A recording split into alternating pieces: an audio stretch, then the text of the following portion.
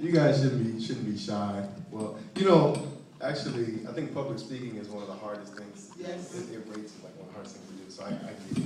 And he's kind of scary here with this camera. There's a couple things I was writing down. It's sort of easy for me to find funny things about Dad because I lived with him for 20 years or so, 19 years.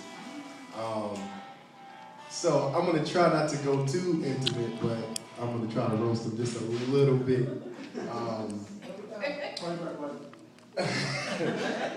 Well, honestly, I mean, you guys have a different perspective of him because you're talking about how intimidating he is.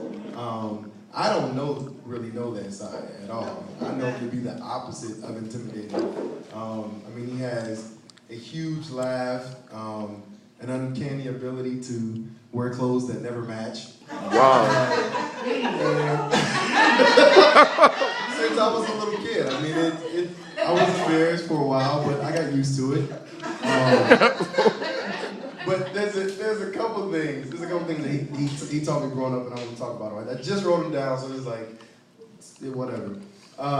One thing he taught me is that every man has a shortcoming or a weakness, and he taught me this whether he knows it or not. When I was about 6 or 7, we were living on Frankfurt. I don't know if you remember it. Chaz and myself. I don't know if Colin was engaged in this one. We were wrestling with you in the kitchen.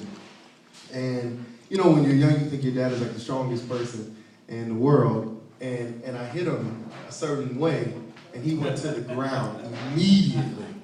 And when he fell, he spoke in a tone that I'd never heard him. And it was like, Cedric,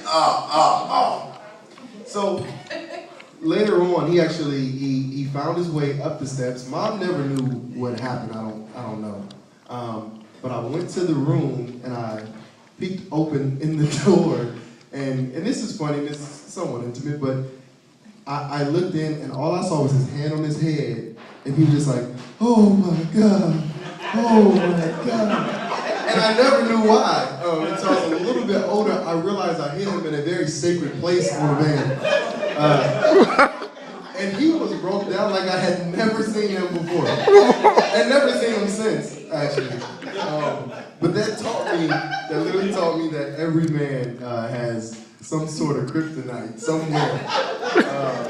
You gotta embrace it because it's there and guard yourself. Another lesson he taught me was a lesson on endurance. And no matter what you do, you basically need to persevere. Once again, we had a interesting life in that we have had a habit up until I was gone out of the house to have vehicles that seemed to malfunction on a regular basis. So we had this big, you remember the big blue van we had, the full-size van? So it was the winter time, and apparently the van stopped for some reason. I think I was in maybe 4th or 5th grade, maybe younger. I don't remember, but my dad is not the most patient person in the world, and this is where the humor happens. So he said, I remember him saying, "Oh man," and he hit the steering wheel a couple times. He jumps out of the car. No one knows what he's doing. He gets in front of this van. Now this is a full-size, what kind of van was it? Chevy. A full-size Chevy, the 2 seats, and then you have the large seat in the rear. He gets out of the van to go to the front of the van. I still don't know what he's doing. I'm just looking. Next thing you know, I remember the sound because it was very much so like a tap dancer. It sounded like just like that. His hat flew up in the air. He falls. He hits the ground. Because this one man feels like he's gonna push this full-size Chevy van. But he got up and he continued. I don't know what happened. Me and Chaz were in the back laughing. I'm not sure if we made it to where we were trying to go. So he taught me through a humorous experience to endure. And the last thing I'll talk about, in ways that my dad is funny, is this one. I'll call it like the little things, or the small foxes destroy the vine, so to speak. If I can pick my mom for just a little bit, she's always been the more dramatic person in the relationship. For instance, if Colin blows up something in the kitchen, mom is the alarm. Oh my God, what's going on? What's happening now?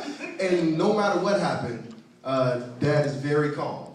Always. In fact, when I broke my ankle, we were in a car, another one of those cars. I broke my ankle. My mom said, she screams, oh my God, Chuck, pull over, the boys are hurt. And he says, I think they're back there playing around. So he's always really cool, no matter what happens. So one day we're upstairs, we're actually in another room. He comes in, we were all in my mom's room, I remember sitting there, she was on the bed, we're talking to her, and he walks in and you hear like pot slamming, you hear the refrigerator door slamming, everything's going crazy. And so, of course, mom is like, what, Chuck, what's going on? And all I hear is my dad saying, oh man, who ate the last piece of bologna?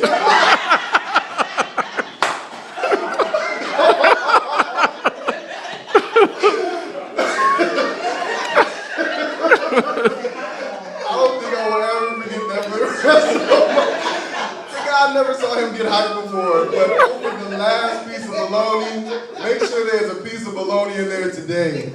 This guy will get very upset. But it's the small toxins that destroy this guy's mind. So I love you. Happy birthday.